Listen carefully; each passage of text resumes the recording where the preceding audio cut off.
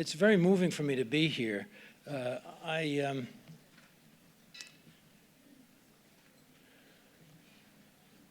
I've had several careers. I was in a bank not long ago, and I noticed an elderly couple who were pointing to me and talking among themselves, and they moved back and forth. They looked at me and went over here and were talking, and I knew they were there. And finally, the gentleman came over to me, and he said, "I know you." And I said, "I'm a dancer on the Chabad telethon." He said, "That's it."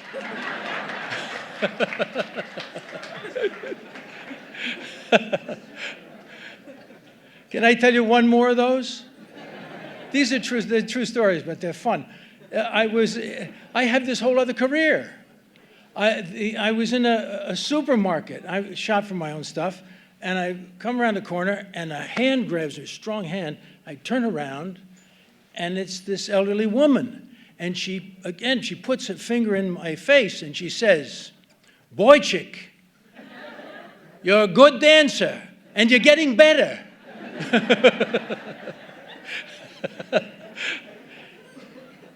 Anyway, people wonder perhaps what my attachment is to the Jewish people, because I've, with the telethon, of course, I've become famous for being with them, and my dancing is very entertaining for many people. Billy Crystal makes when he was doing comic relief, he would mention it every year, and talk about not having seen anything like it in his lifetime. So I was impressive to some folks, but let me just share with you that my association with the Jewish people went back to the time I was a child, because my father was a golf professional at a German Jewish country club in Scarsdale, New York, Sunningdale Country Club. And my dad, who they called Whitey, caddied there when he was 8 years old. And being a very poor kid, he tried to think up ways where he could ingratiate himself to the member he was carrying the clubs for. And at the end, about 17th hole, he would say, "It's my birthday today." Like that, you see. And that did him pretty well, according to my father, until one day he slipped and said the same thing to a person who he had told the same story to 2 weeks before. And he was caught, you see. But they found him so charming and such I guess they admired his chutzpah, and they took to him. And these members of that club saw to it that he was encouraged in his love of golf. He became a golf professional at that club at 16 years old. He became the head professional at that club at 19 years old, and he stayed at that club until his death. But when I was a little kid, you see, I was born in 1938, so in the very early years of the war, I was learning things and growing, and I was aware of anti-Semitism. And I was aware that these people who my father served and who were his mentors were excluded from other clubs. And I know the story about how my dad would, share many stories, and he was, very proud of them. And he said, these people, didn't sit around moaning about it. They went out and bought land, raised some money, and got their own club. And that's, that was a great boon to our family. It served us. They became our benefactors all of my life. I knew also, now that somebody's phone is ringing, I'm going to turn mine off. Thank God you reminded me.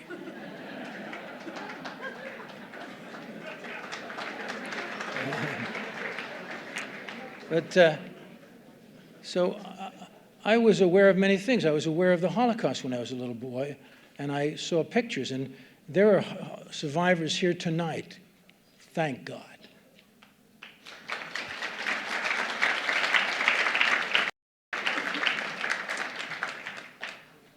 And I saw that they were my age, and for some reason, this attack on them struck me deeply when I was a young fellow. So as I grew older, I don't know why it was, but I found myself being drawn to things Jewish and Jewish people. I think at one point I recognized that my father, although he was Catholic and we were being raised Catholic, there was something different about my dad. Something very special, because he had 3 siblings, but none of his siblings had the same stature, the same moral character that he had, the same grace that he had. And I realized at one point that he was being raised by this Jewish country club. They were his aunts and uncles, and they raised him up and told him how to speak and told him how the proper way to eat, taught him to drink scotch and play gin rummy and all sorts of wonderful things. But I realized at one point, I said, you know something? My father's Jewish. And I had a great admiration for my dad. I mean, of course, he was a quite extraordinary fellow. So anyway, for all those delightful things, I was going to say, can I tell you just one joke? Because I got you here. You're a captive audience. You can't leave too soon. And I promise that I'll get right to it after I tell this joke. What is it about Jewish humor? My father laughed. When he'd come back, he'd be chuckling, and he'd tell us a joke. And it was always a special kind of humor. Like, here's a quick one. Did you hear about Abe? No, what? He dropped dead and broke his glasses and everything.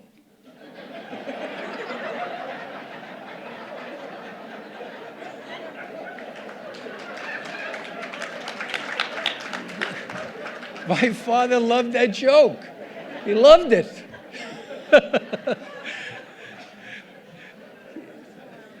I just heard one from David Mamet. I'm going to drop a name, David Mamet. David Mamet told me a joke. He said Sidney Lumet, the great director, Sidney Lumet from the films, you know, had told him at one time, he said, I was talking to my father, and my father asked me, he says, how's it going, Sidney? He said, Dad, it's tremendous. All the investments I made have come through. I'm making piles of money. I'm going to direct a picture with Paul Newman, the great Paul Newman. It's a terrific script. We'll probably get awards from it. I'm just doing perfectly. And his father looked at him and said, don't worry.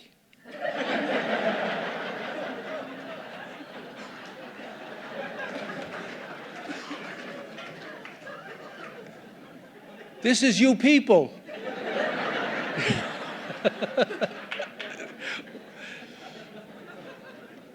Anyway, I have been very deeply connected to things Jewish, and I'm a Zionist, very much in love with the state of Israel.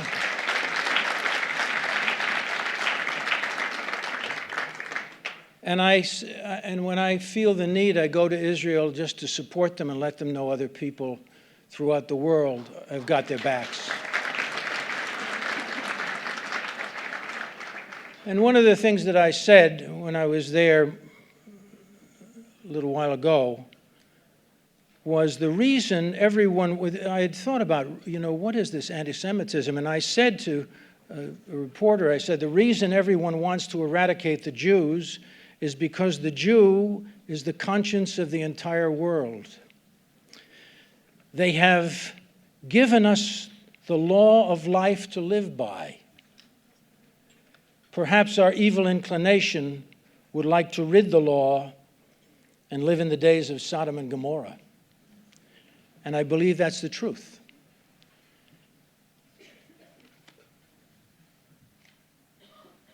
When they asked me over and over, what is my attachment to the Jewish people, I answered this.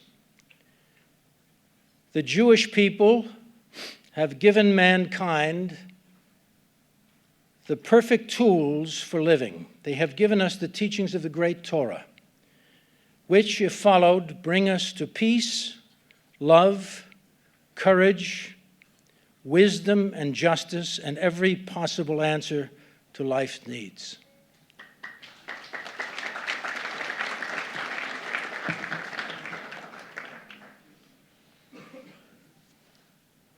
You people are tremendously important.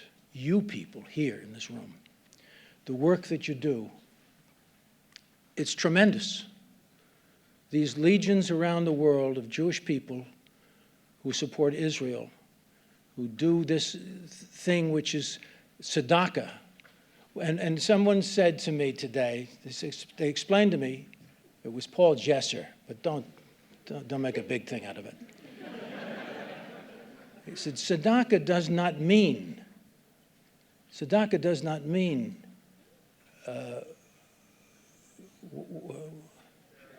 charity. It means do the right thing. And that's what this doctor is doing in the Philippines now. Why is Israel the only one to respond? You know, the first to respond, Israel. Look at the lists of things that Israel, this small country, has contributed. The security of the world, the life of the future depends on the engine that is Israel. Look at the amazing things that it has produced. And look at these people. Who came to Sandy? You want to write a letter to all the people from other countries who came to help us during Sandy? You only have to write one letter. Israel.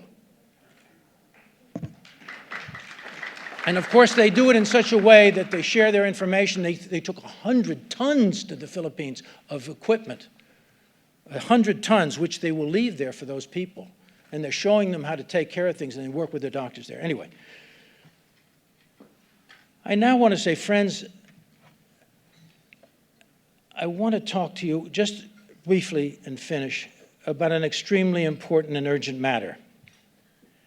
When President Obama came into office, I wrote an op-ed that appeared in the Washington Times, and I said, President Obama will not change this country for the better. He will change it for the worse. And now, in hindsight, we can see all the dire mistakes he has made and the effect it is having on this country. It's very hard for people to believe that President Obama would not do everything to protect the state of Israel from Iran's nuclear bomb.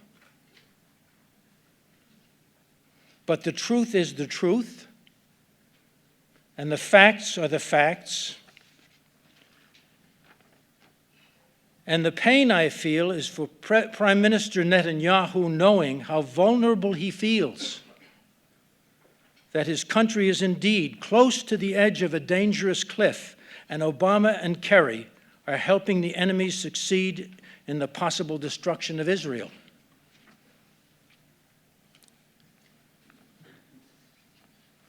Israel is God's gift to all mankind.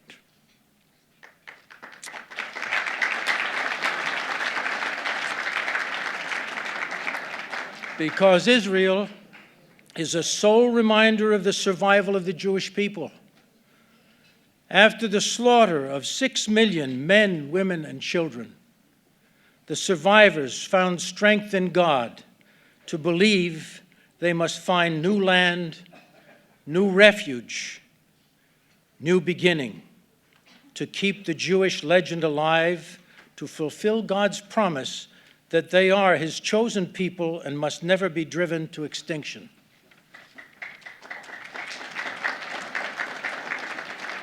Their understanding of Torah cultivated a barren land where a new generation thrives.